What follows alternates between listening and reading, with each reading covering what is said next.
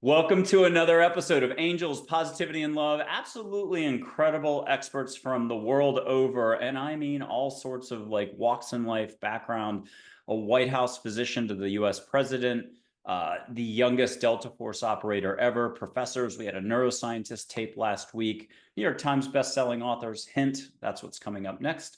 And also healers the world over, psychiatrists, artists, musicians. I could keep going forever. So look, they're super kind to come on this small little show, but they've all gone through something and they've decided to take their talents, their wares, their inherent skills to help others, inspire others, touch others. And to that point, we even had a doctor who does like 7 refugee camps worldwide at the same time, whether it's war, earthquake, tsunami, and so on. So I'm just so thrilled because Patrice Karst is coming on.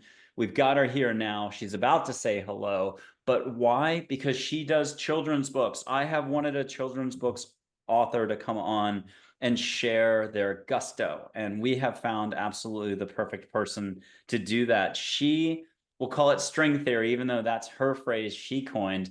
She has done these books for kids that help with grief and trauma and loss in a lot of different areas. Number one book. In a couple different categories, I believe. She sold 1.5 million copies for one of these books. Harper Brown is one of her publishers. She's been doing this a while. She's seasoned, she's sage, and she's got some advice for us. Patrice, welcome to Angels, Positivity, and Love. Thank you. Thank you. Thank you for having me. And Harper is not one of my publishers. It's Little Brown. Oh, Little Brown. I mix everything up. I meant Little That's Brown. all right. Yeah, no, thank you for inviting me. And Little Brown, there you go. And yeah, it's a pleasure to be here. And I'll answer whatever questions you have for me about this remarkable life that I'm getting to live. Sure. Can you just paint the picture for us of the timeline? When did the first book kind of pop in as some Sure. inspiration, and how did it go to get it out there? Sure. So, my very first book was not a children's book. My very first book, I wrote, I woke up from a dream on November 11th, 1995. And I woke up out of this dream and I saw these words hovering in the air: God made easy. And I had no idea why I was seeing these words, but then this little voice, if you will, this feeling, whatever you want to call it, this direction said, go get a notebook and start writing. And I started writing. It was a spiral notebook. And an hour later, it was now 7 o'clock in the morning, and I put the pen down and I read it back over and I was like, what is this? Is this just a teaching for me personally? Is it something to share with friends, or what is it? And then the little voice, or big voice, whatever, said, this will be a book and it will go all over the world and it will reintroduce the wonder of God to people of all faiths or people that have no faith at all. And your job is to get it published. And I was like, what? Like, am I deluding myself? Am I, is this really happening? Because I'd always felt that there was something I came to this earth to do. But I had amnesia. I just couldn't really remember what it was. I was sorry, that's my dog growling at a neighbor. I, just had this feeling that there was something big I was supposed to do. And so the long story short is that I didn't even own a computer at the time. I went to Kinko's and got it typed up and made some copies. I went to a Barnes and Noble and looked for publishers that had put out smallish spiritual books. And I wrote to them. I mean, I wrote down their names. I looked at books where agents had thanked, where authors had thanked their agents, saw who the publishers were. Anyway, what ended up happening was, got the copies on Monday, because this was over a weekend. And on Monday, I called up 3 publishers. Somehow that day, ignorance is bliss, because now, knowing what I know now about the process of getting a book published, you need a query letter, you need a proposal, you need to find an agent, there's all these gatekeepers, and it's a long process to get a book published, if you are even lucky enough to get a book published.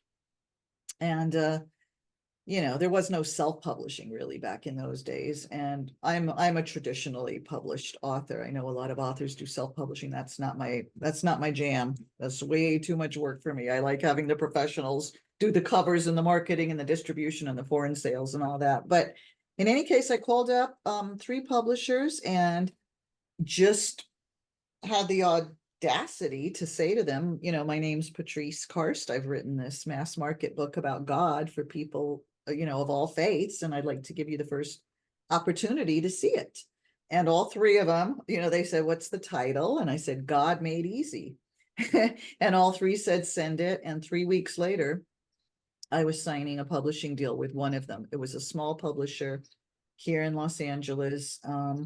But the story gets better because, and I was thrilled. I was beyond thrilled. I was going to have a book published with an actual publisher, and it was so exciting. And then I was working. I had a day job, and I got a phone call at my day job from this huge New York literary agent named Al Lohman. He's sadly passed now, but Al Lohman called me up and he said that he was Marianne Williamson's literary agent, and he represented a bunch of other Princess Fergie and Joan London and just all these celebrities. And he said that he had been at Marianne's flat in New York City and found the galley of my book because, the galley, for your listeners that don't know, before the finished book is actually done, it comes out in galley form, which is, it's not hard yet, it's still paperback, but you can see, and it's sort of stapled together, but it's a galley, and you can use that to send out what I came to understand, because once I signed this publishing deal, I thought, oh my gosh, this is it. This is my mission from God. This is what I was supposed to be doing my whole life, that I knew there was something to do. And if he let me be the messenger of this particular message, this book, then I better make sure it sells.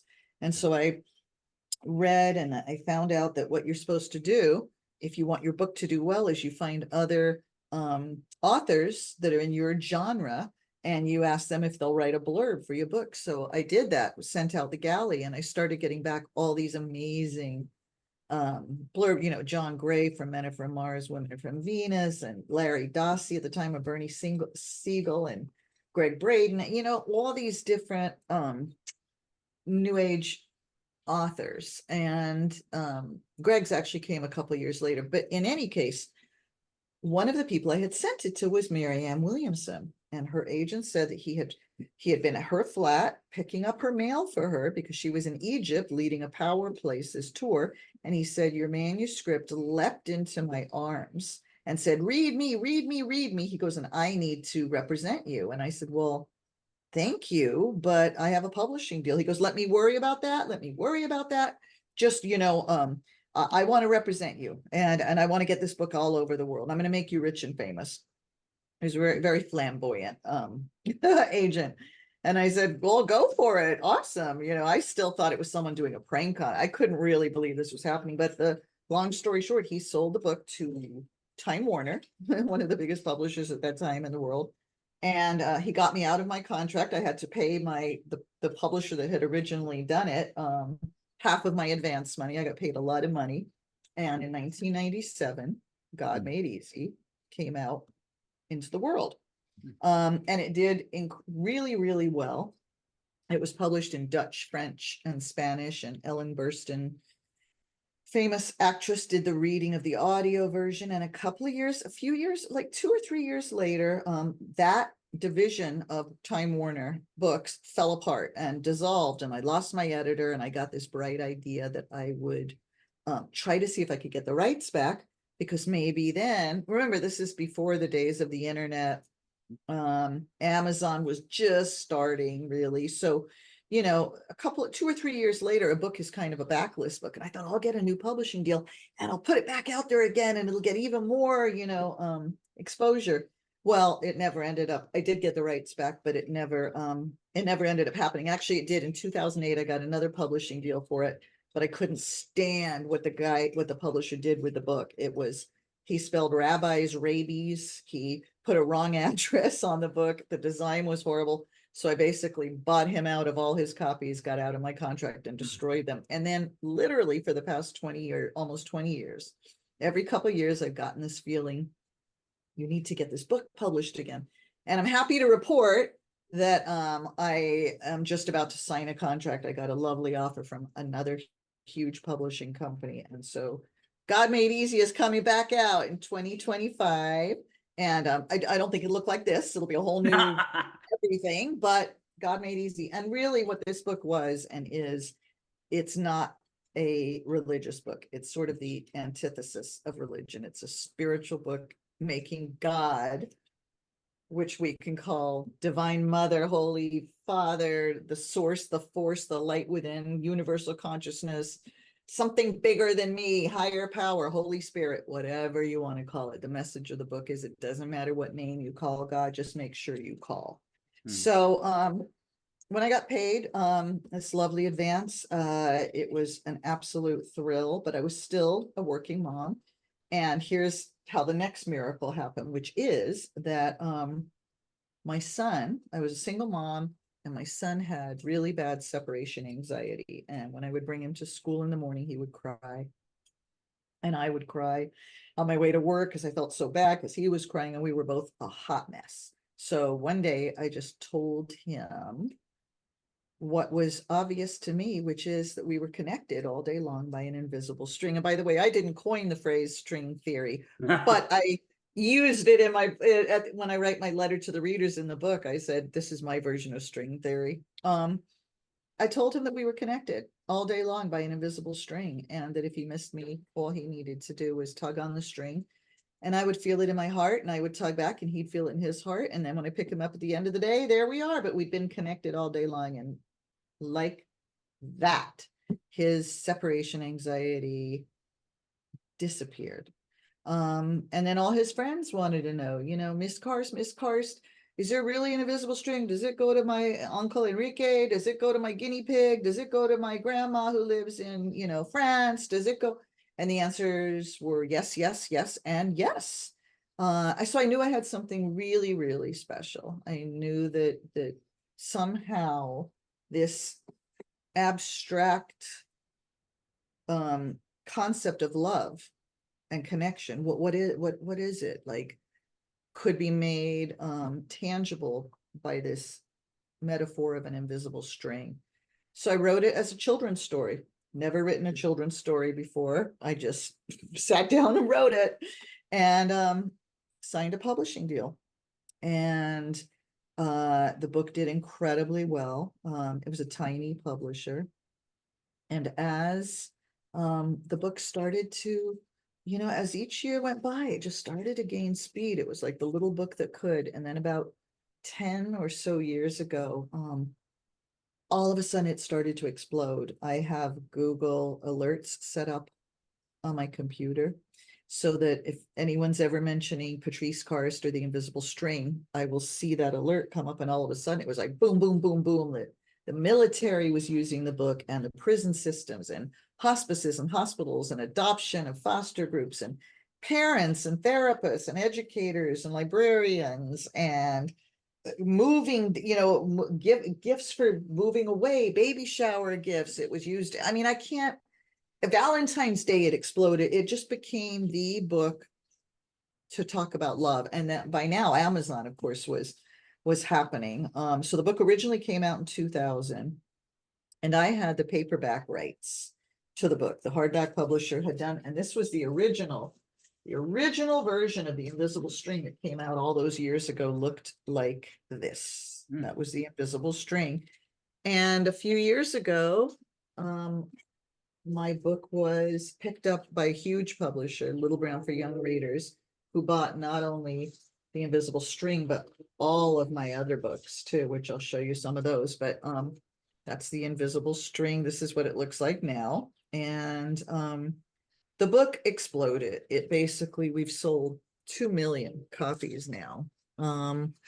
It's in 20 different languages, and it's the most incredible phenomenon in my life. It is definitely the #1 book for children dealing with loss, grief, death. It's also the #1 book for marriage and divorce. It's also the #1 book for, you name the category. It just sort of went everywhere. And then they also picked up, I have other books too. Keep I'm like, going. You're doing great. we are on camera, right? We are on Oh camera, yeah. right? No, Oh, we're okay, I working. wasn't even sure if we were. All right. So during that time, I might as well show them all. So God Made Easy started the whole shebang. I had also written another children's book called The Smile That Went Around the World. And oh, and I had also, before I got into the kids' books, I wrote another book called The Single Mother's Survival Guide. That's also out of print because I was a single mother and I was surviving. And then came the Invisible String series of books that Little Brown bought. And that's been incredible. And this is the Invisible Leash.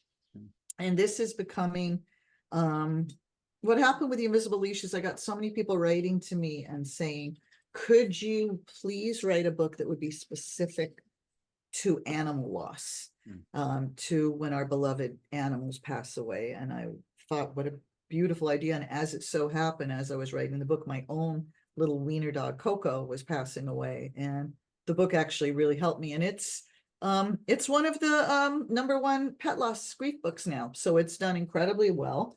Then I partnered with this amazing PhD therapist in art therapy, Dr. Dana Weiss, and we did the Invisible String workbook.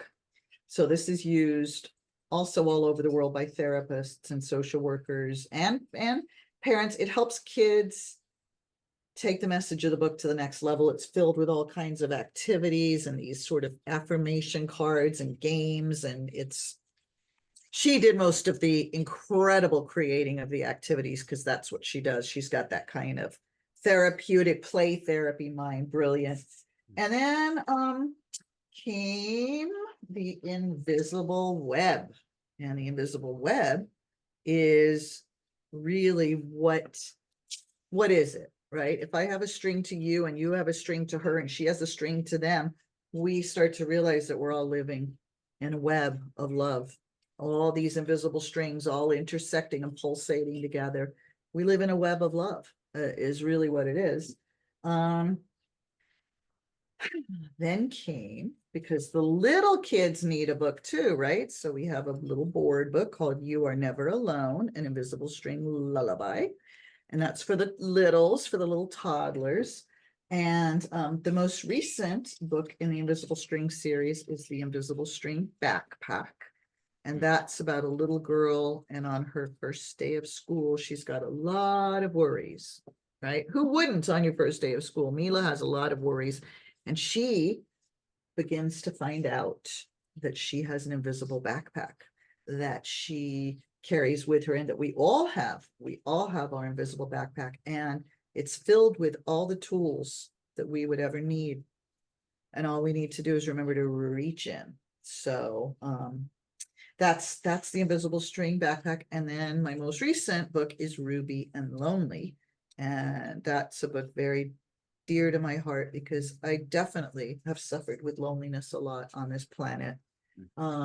Just feeling like you don't really quite know where you belong, and it's sort of homesick for the stars, and where are my people, and and kids really go through that sometimes. So that's Ruby and Lonely. And then next year, and then I'll shut up and you can ask me questions. This is so fantastic. Next year, what's coming up next year? Next year, I have, well, please God Made Easy will be out next year. And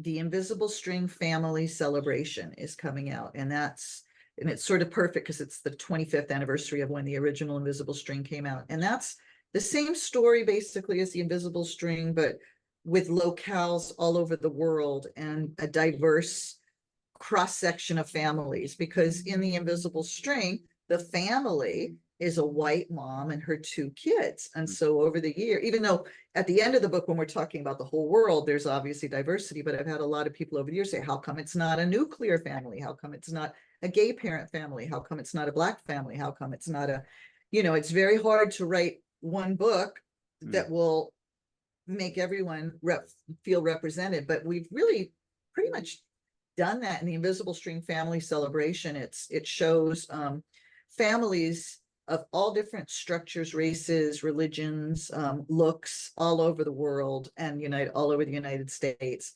all understanding and beginning to learn about their invisible strings. And then the last book that's coming out next year, which is not an invisible string book, but it's a same publisher, and it's another dream book. I woke up from a dream with this title, How Jackson Found His Joy Again. And I was like, how Jackson found his joy again.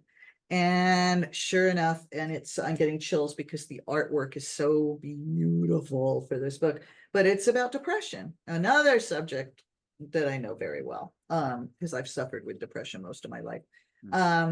Functional, fully functional, but just always that angst, that whatever that is, So Jackson is a little boy who was full of colors, but life happened. He heard bad stuff on the news, and his parents got divorced, and his hamster died, and his best friend moved away, and kids were mean at school, and his colors left, and Jackson was very, very gray, and gray didn't feel very good.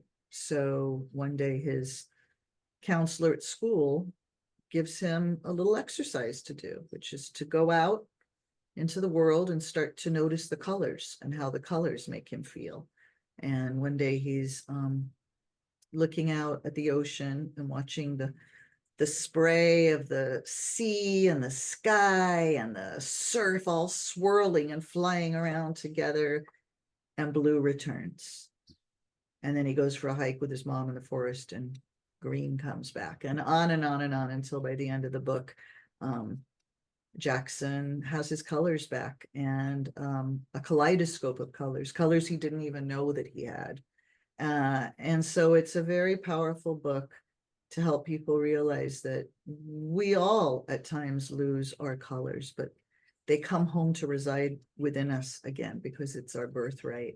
And the last, line of the book is, Jackson had found his joy again. So that's where I'm really excited about that book. So yeah, those are my creative projects. I'm also working on my memoir, which I've been working on for 7 years, but it's getting there. It's getting there. And yeah. Patrice, I'll give you 2 quotes and see how they resonate, and then take us sort of the next step forward here. One is, and it's almost a question too, but I'll make it a statement. Love is the fabric of the universe. And then also, this is borrowing from a Netflix film like 6 years ago. I forgot which one. In the end, love is what shows us life in different colors.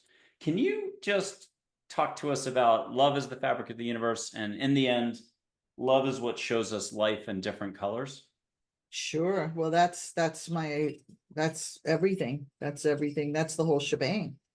Right? That's the whole shebang. All of my books, bar none, all of the books have the same core theme, which is love and universal connection. And love is the most powerful force in the universe, because of the fact that the invisible string, which by the way, adults buy all the time too. It crossed over. Same thing with Invisible Leash. It crossed over into the adult world. So even though it's picture books, adults buy them for themselves or for their loved, adults buy it for their adult parents, and vice versa, spouses for each other. It's just a way of saying I love you. But because the book is the #1 book for children for death and dying, I do get letters that are very intense, from all over the world. A lot of the funeral parlors and crematoriums and like I said, hospices and hospitals use the invisible string, especially for siblings of children that have passed away. And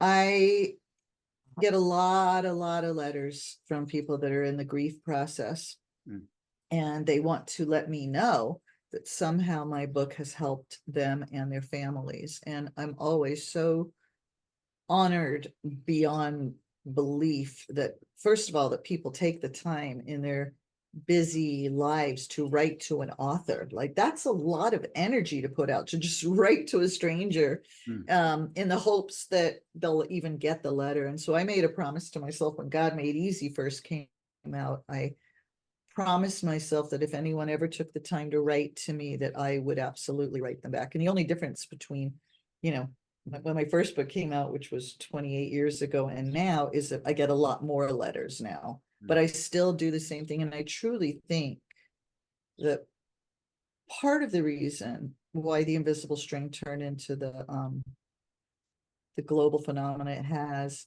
is because, so this is what exactly what you're just talking about. When I write someone back, inevitably I share with them that guess what, we have a string now. You and I now have a string because we've connected now. And when they go back to their families and their loved ones and their friends and neighbors and, you know, the schools, and they share that they've got this book and that they wrote to the author, and, you know, then those strings start, you know, it's like multi-level marketing, but it's love. It's just love. I have like all these incredible love ambassadors out there in the world. And that's how the book sold 2 million copies. There was never, in those first 10-15 years, there was never any advertising, nothing. We didn't spend a dime on that book. It was one heart, one person at a time with a lot of grace involved. But yes, I believe that love is the strongest force in the universe. It transcends time and space. When I first wrote The Invisible String, there's only one word on one page in the book that alludes to physical death, physical departure. And that's where the kids are at, because the kids have been asking, Mom, does the invisible string, can it reach me if I was a submarine captain deep in the ocean? Can it reach me if I was on the top of the mountain? Can it reach me in outer space? Can it reach me in the jungle? You know, and the answer, of course, is yes, yes, yes, even there, even there. And then the kids are looking up to the sky and a balloon release.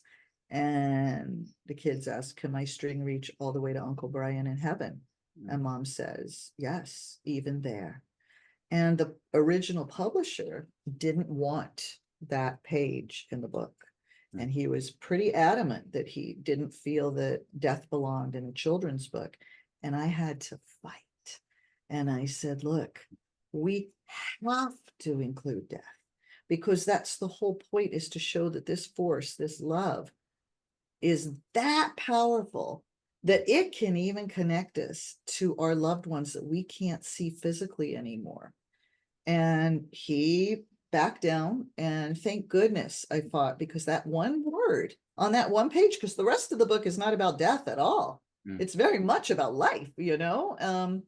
But it turned it into the #1 children's death and dying book, and it's been in that category #1 on Amazon consistently for 10 years now. So yes, love is the fabric of the universe. And what's the second part about it? The colors? Yeah, and this is again from a Netflix film from a long time ago. In the end, love is what shows us life in different colors. Absolutely. Well, and that's it, right? It's the language. Invisible String is in 20 languages now around the world, and it's so fascinating because the message of the book is the same, right? Love is love in every language of the world. There is no, love is the purest language that there is. And we all possess it, we all can give it, we can all receive it, and we all need it in order to sustain ourselves. Love is everything. And the colors, that's just a very beautiful quote, because the colors to me are just representative of what love and joy are. You know, I think that God, whoever and whatever you believe that God is, but whoever this creator is, or force that made peacock feathers and hummingbirds and the redwood trees and the green branches, and that, just like Jackson finding his colors, like the colors show us that there's creation out there. So yeah, love and colors are kind of themes of my own. I love it. Okay, talk to us about the universe and your own personal journey. What have you learned that you would want to share with folks? Gosh, you know what? There's no magic pill, magic book, magic therapy, magic mantra, magic guru, magic teacher, magic diet, magic exercise, magic blah, blah, blah, blah, blah, blah, blah, blah, vitamin supplement herb that's going to make it all better. That's going to fix it all, right? This is me. This is me sharing what I believe. And I always keep it real, and I always will. Um, for me, this is a hard journey. This being a human and taking on a body, um, because I have a memory. It's not a memory like, oh yeah, it looked exactly like that. It's an internal memory. It's an inner knowing of this other place from whence I came and from whence we all came, which is a place of such magnificence. And there are no bodies that get sick or can get in accidents or can get wounded or can get hurt. There's no having to fight to earn a living, there's no all the things that make life so hard. So it's kind of been both a curse and a blessing to have that knowing. It's a curse because if you came from paradise and you suddenly had to go live in a ghetto, with not enough food and not enough whatever, and it's a shock to the system. But it's a blessing because I know beyond any shadow of a doubt where we go when we leave this earthly plane. And if we really knew that, there would be no fear of death. There would be only celebration, right? We miss people. Don't get me wrong. We miss people when they pass. I cried for my dog. I get letters from parents that are in deep, deep mourning. And even though they love the invisible string and they know that the invisible string is real and true, that doesn't change the fact that it's a horrible loss to lose a human being or an animal being that you loved.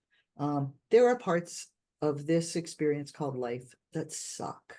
They just suck. There's a lot of pain and a lot of suffering here, mixed in with the magnificent colors and love and music and food and celebration and incredible conversations and touch. I mean, there's such beauty and magnificence here, and there's such horrors here. And that juxtaposition, that awareness that I had ever since I was little kid, when I first sussed out that people die and animals die and people die and we're all going to die. And, I was like a little Woody Allen, everyone else was playing with their kids. And I was like, why are we here? Where do we go? What does it mean? What do you mean everyone that I love here is one day not going to be here? Like, what? And what do you mean, like, a baby can die in a fiery car accident? Like, what kind of God would allow that?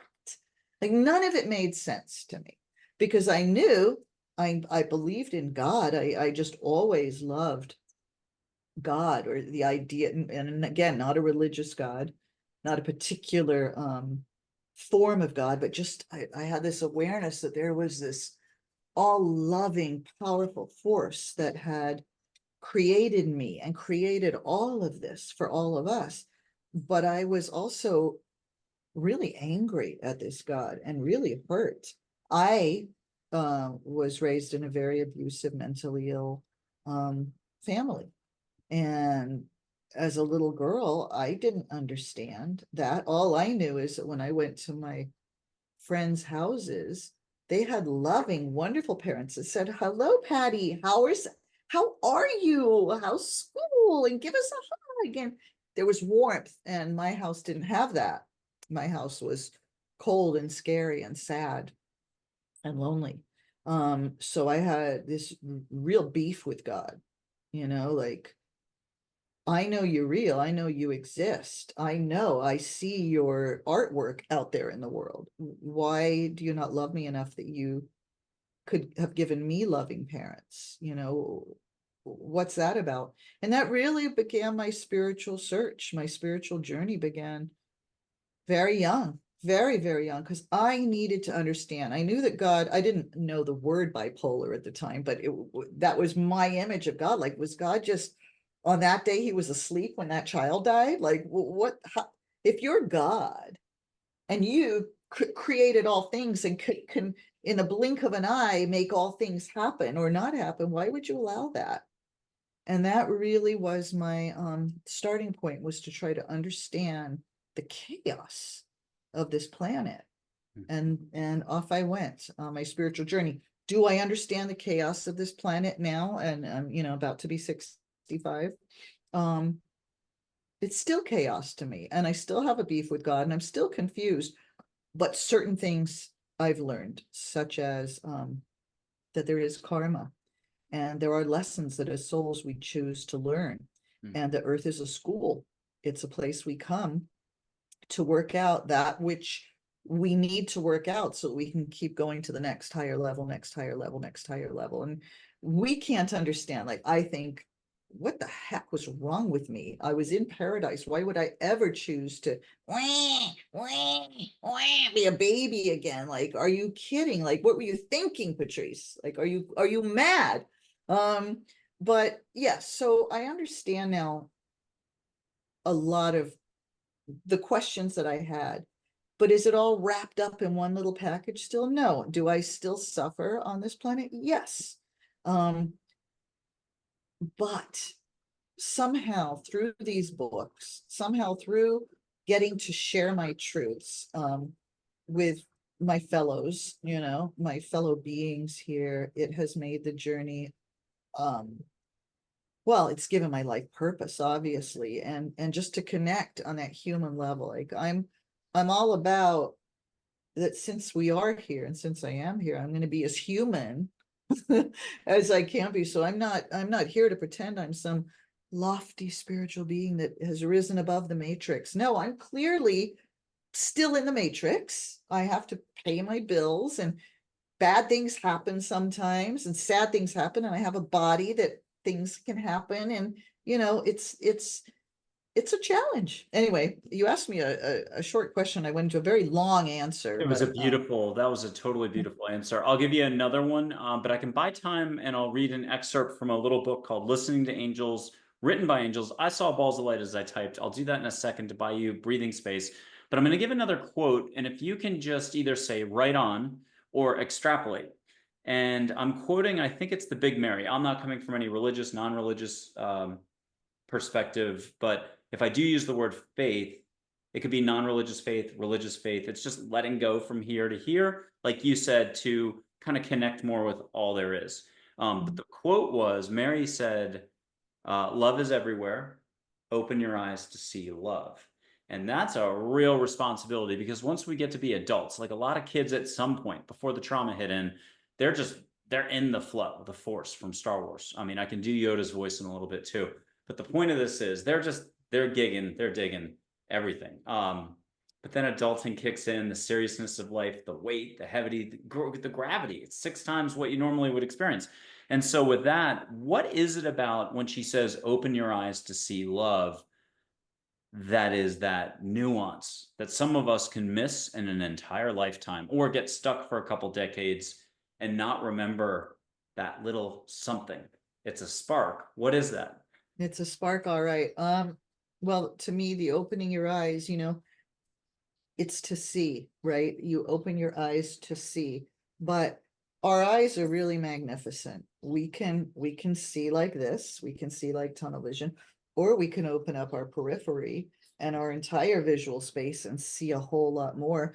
We can also, how we look out at the world is very dependent on how we're feeling inside, right? So when I'm feeling sad and lost and lonely and scared, which I can definitely go into those spaces, then nothing in the world looks very beautiful to me. And it's all gray, like when Jackson was gray.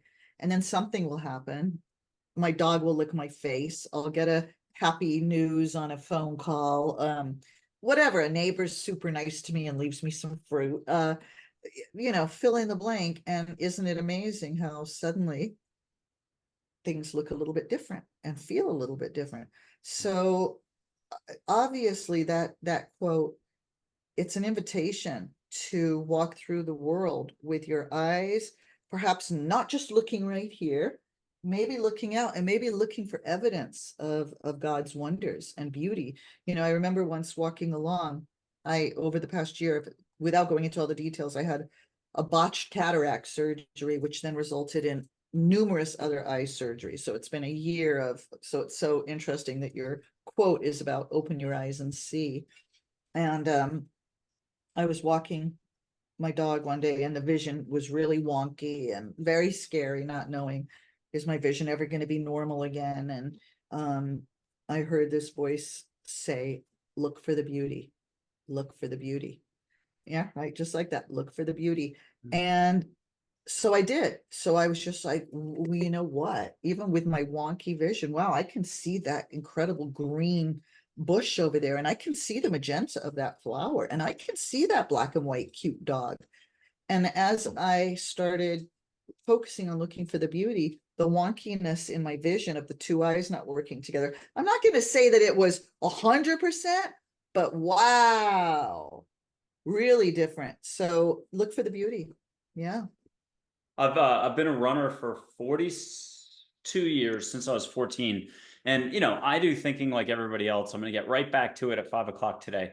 But so I'll be thinking on a run, and it can take me a lot of miles to shed the weekly, daily stress, the usual ho-hum up top.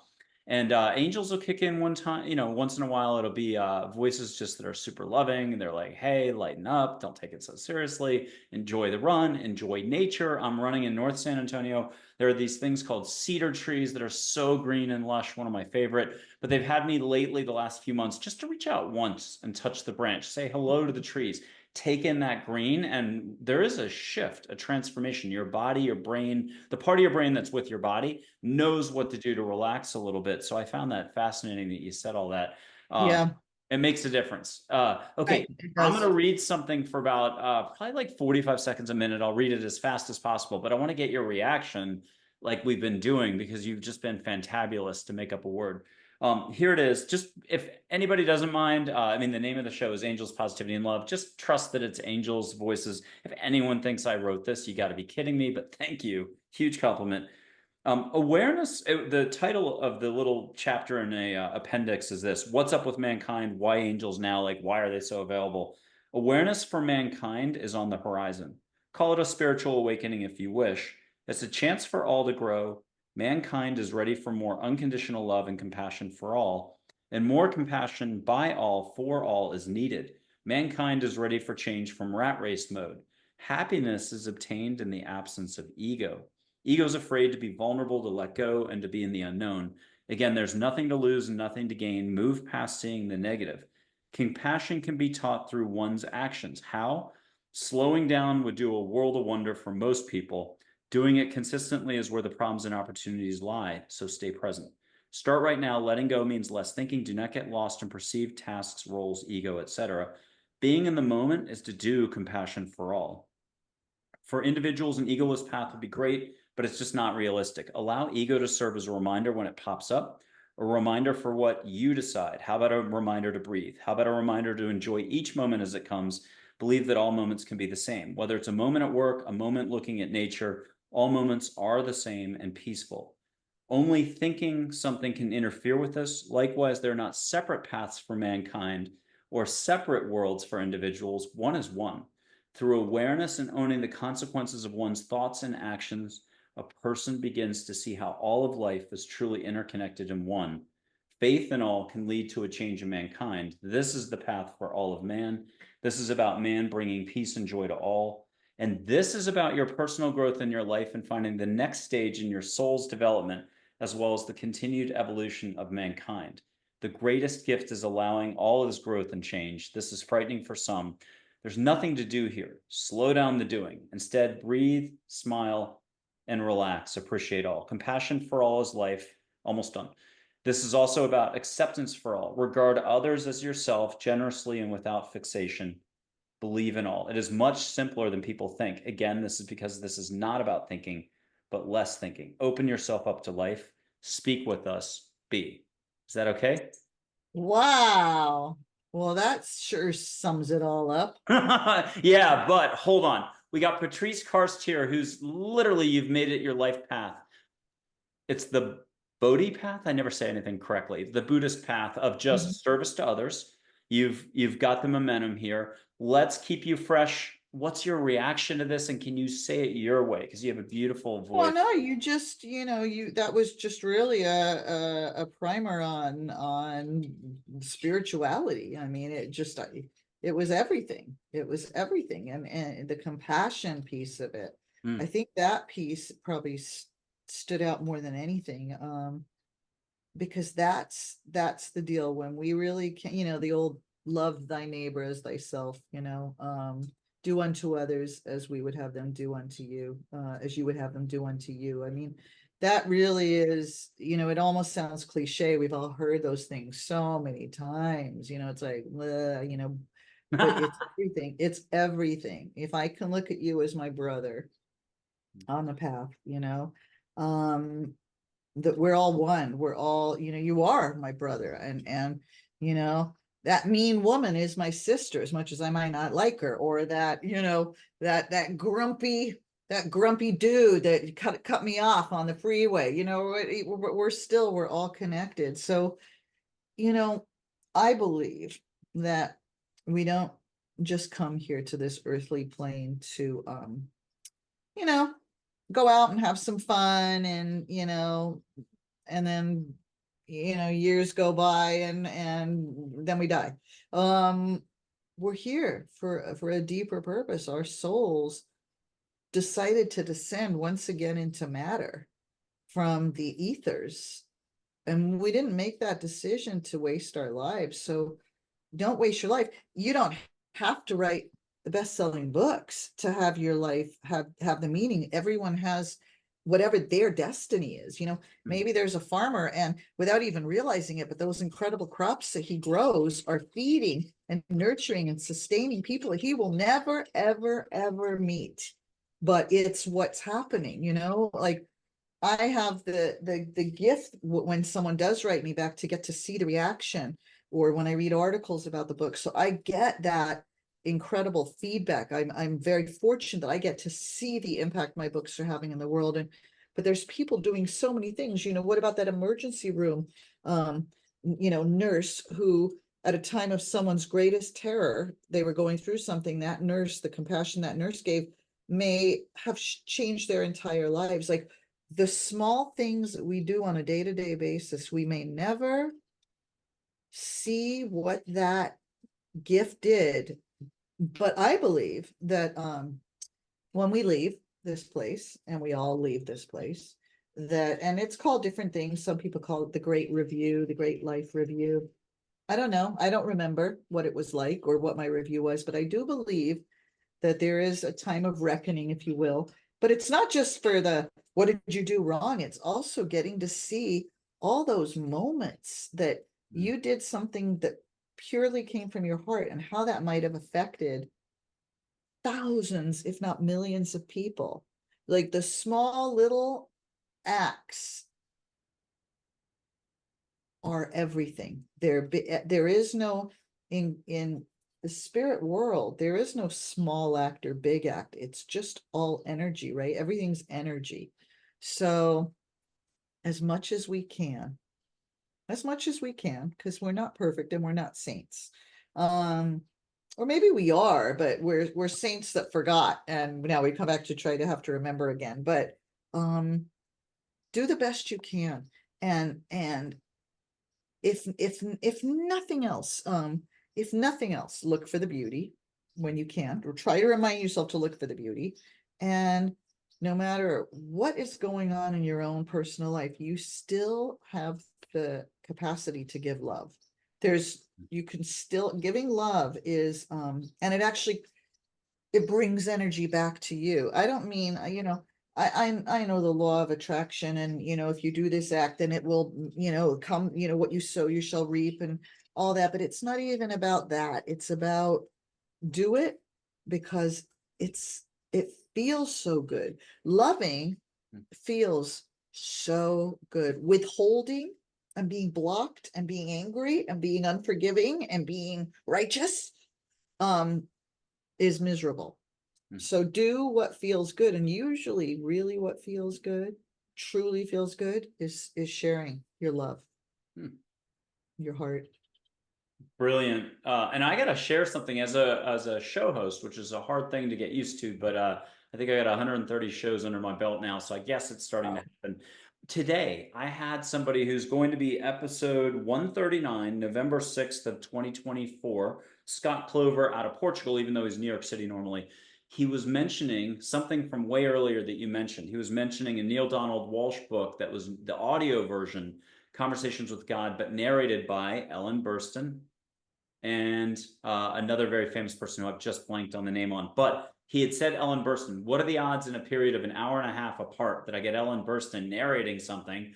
And then I wanted to mention a second thing that also is from yesterday's interview, a famous neuroscientist that's well known the world over, out of the University of Oregon and many, many other 250 published papers. It's Dr. Marjorie Wallacott. Her show's not out till October 6th, episode 126. She mentions exactly what you touched on, and I like almost fell out of my chair. It was a life review of, I believe, a nurse at a supermarket who had a death experience but came back and had a life review in the time that she was out. And it was surprising how one of the best moments she had ever had in all of her life, she would have actually, you and I and her would have agreed, well, it was nothing. There was a woman in the line ahead of her at the cash register of the supermarket that was $1 short, ready to put an item back. But at the end of her rope in life, was mortified she didn't have the dollar to make the purchase for the whole thing that she had wanted to get. So she handed her $1, not thinking about it, not knowing how much it rippled in the universe. And angels showed her how much it rippled in the universe. This woman goes on to start a food bank group distributing food to the home. Wow. I'm about to get choked up. And on top of that, there was a nurse in her department. So I'm stealing from Dr. Marjorie Woolacott's show, episode 126, October 6th. And Marjorie can tell it so much better. And she's so full of energy. It was beautiful. But she mentioned the other side of the picture. She works in a hospital, and there's one nurse that just she's putting up boundaries on. She just that person's glum. She doesn't understand the trauma that that nurse went through childhood. And sure, she's standoffish. Sure, she's a pain. Sure, she's this. Sure, she's that. But she never got the love from the rest of the colleagues. That was like out of Christmas Carol. That was the potentiality for her to blossom like a flower and open up. And just to hear the way you said it just now, the way she said it just now, it's coming from some place. What are you going to call that place? Is it a really big heart mixed with brutal life experience that allows you to still get back on the horse? Well, that's why my memoir, the working title, which you'll really get a kick of now that we've gotten to know each other this past hour. My working title of the memoir is called Agony and Grace. Oof. And the subtitle is Or How I Survived Life on the Wrong Planet. Um, and that's what it's been. It's been agony. There are things, there are times when things happen, and I feel so forsaken by God. I feel so alone, so abandoned, so sad, so lost. And then there's such grace, such amazing things, who gets to write books about love that end up going all over the world. And so my job, it gets to be spreading love. Like how I couldn't have designed that. I couldn't have designed that. That would have been the most incredible thing, to even imagine. So it's good for me to just remember that it's a mixed bag. It's a mixed bag down here.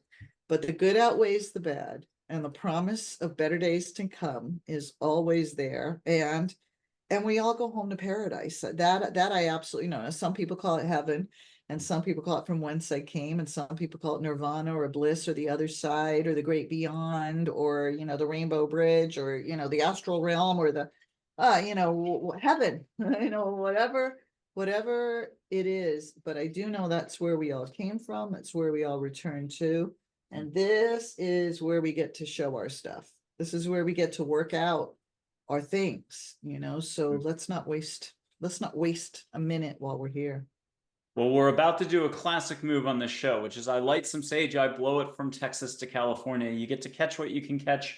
But I'm going to read a couple quotes first, if I can even find my quote cheat sheet here. It's like 18 pages of writing, and it is here somewhere, or did I just misplace it in the other room? Okay. Oh, here it is. Okay. I'm organized. I've got like this 18-page thing of, it could be a Wayne Dyer quote, Eckhart Tolle, it could be Buddha, it could be anybody, Einstein. I'm going to give you three, and just we'll start with Winnie the Pooh. Why not? And I need to remember the weeds one as well. I'll add in three Winnie the Pooh quotes, and then we're going to go all serious with an adult from somewhere in history. Here's one. Some people talk to animals. Not many people listen, though. That's the problem. And I would add, that's the opportunity. Winnie the Pooh. The second one is, Piglet asks Winnie the Pooh, how do you spell love? And Winnie the Pooh says, you don't spell it, you feel it. And the other one was something about weeds. It was, weeds are flowers too, once you get to know them. I feel like these Oh, are all up your alley. So, but oh, let's get yeah. a serious, if it's St. Augustine, an angel, something. I'm randomly doing this. So hold on. Two more. Okay, Herman Melville. I mean, that's serious. We cannot live only for ourselves. 1,000 fibers connect us with our fellow men. The web. Oh, getting a little guided here, getting goosebumps. This is good. Okay, Peter Pan. So J.M. Barrie. I don't know how to pronounce it. All the world is made of faith and trust and pixie dust. And I'm going to be a geek for 1 second and buy you time, because you're about to do some of your usual patented Patrice Karst stuff. And sitting on the top is a photo of a fairy of a stack of photos. I did not plan that. There's an actual photo of a fairy named Ginger with a little bit of rainbow light on her wings. People want to go to my website, they can see photos of angels, Play-Doh, and so on. Patrice, skip all the photo stuff. What did you just get from all those quotes? Love, love. That's it. That's it. That's reduced down to its most basic, you know, core origin. It's love. Have you talked to the people who own the rights to Winnie the Pooh to get a little string theory in there? A little joint venture, maybe they get 70%, you get 30, but it could be fun having Winnie run around with a string. Oh, yeah. I'm not kidding. Okay, I'm gonna light some sage. My only rule is I'm gonna look vacuous. Just ask angels to make it nice. Ask the universe to make it nice. It's what Patrice said. You use your words, but ask for help outside of yourself, within yourself, whatever. Love to get you out of here, into here, and get that schnoggin working so that, or it's your heart. It's smelling without smelling, the Zen thing. But I gotta light it first. Okay, some people start tasting it if you're like already considered wildly intuitive, artistic, music, artist, athlete on the field. I'd argue it's all the same thing. You just know how to make salads really well, or you're really good at yoga or reading. Okay, it's a little bit of sage smoke. I'll bring it closer. Patrice, red-tailed hawk feather. Are you getting it right now? Thank you so much. And you can have flowers. If people like, don't go linear. I think that's also why settle. Why settle for ho-hum in the moment? Ask for a little more, and then find a way to get out of your own way to allow for, what am I trying to say? Flowers. And if you want ocean, some people are going to have to close their eyes to get the ocean wave effect, the wind in the hair, and smell something that isn't like in the backyard if you're already in Malibu right now. Okay, so you got the sage. Did you get anything else, Patrice? Just feel your love, my friend. I feel your love. Good answer. You're already invited back in 2020. I love it. Cute. Okay, and then to kind of close it out, we're still going to do a few questions and maybe a couple more of those wild quotes. But I'm going to put up one photo of one angel. Her name's Joy, coincidentally, and the very first angel people typically meet. She's the ambassador communicator. I've had her help me with a run in North San Antonio where she's been 70% of my effort and my legs. I had other people check that out, but there was no way that day I bit off more than I could chew. It was too hot, hilly, and humid. So don't worry about that. Put your hand out if she's like a fireplace, feel sparkle, feel warmth. You can use your whole body to feel something. But if anybody wants to ask a question, just ask her, hey, Joy, what do I need to know in life right now? But for you, Patrice, can you just ask her for a reminder of a chapter of your life or one of those amazing messages you have that we still have that's untouched? You still have at least one more thing to remind us all. Let her put a twinkle on it and you're like, oh yeah, let's talk about this. Yeah, beautiful. Okay, what'd you get? Just that a lot of, for me personally, but for a lot of us in childhood, we suffered one way or the other. Either a parent, was only doing the best they could, but maybe it wasn't quite enough.